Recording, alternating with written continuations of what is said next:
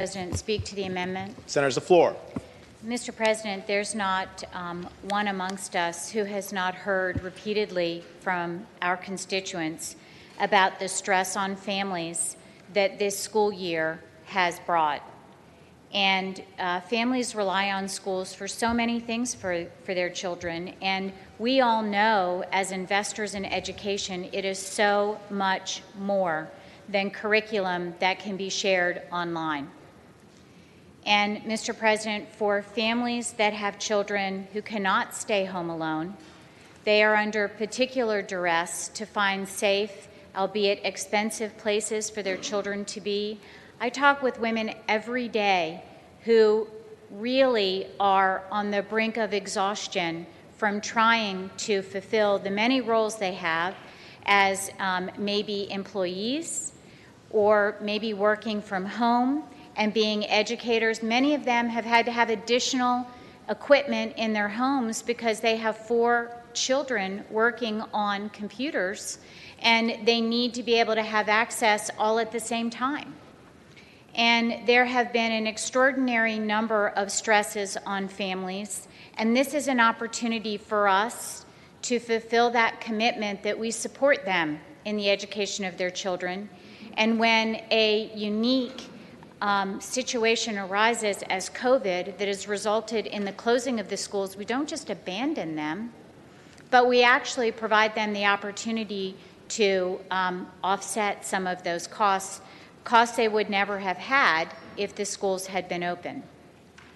So, Mr. President, as this session was convened with the explicit intention of addressing issues for COVID, there is not an issue more important than this. $3.5 billion from the federal government were extended to Virginia to help offset those costs. And much of that has been distributed in many places necessary in Virginia, but not here, not to our parents. I'm so grateful and let me make sure I get this right, from the senator from Bedford for helping me with the structure of this bill, with his outstanding knowledge of the budget and how things work.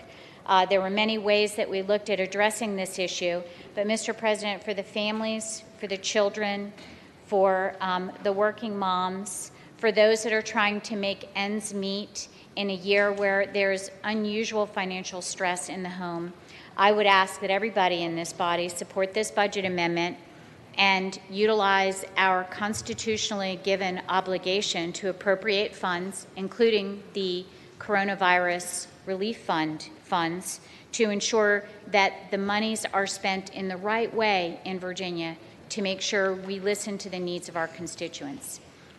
Mr. President, I'll close by saying I can't reiterate, I know we've talked about this before.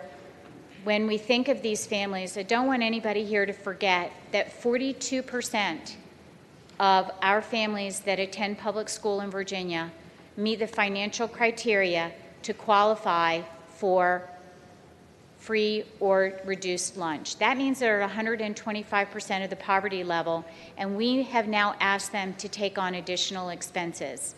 I have families in my district. An example is one where there's a 12-year-old, an 8-year-old, and a 9-year-old in the home of 2 essential workers.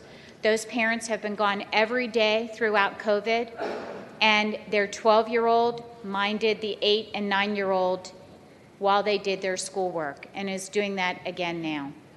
And so, Mr. President, that's one of many stories I can tell. I know everybody here has several, but I ask the body to support this budget amendment. Thank you, Mr. President.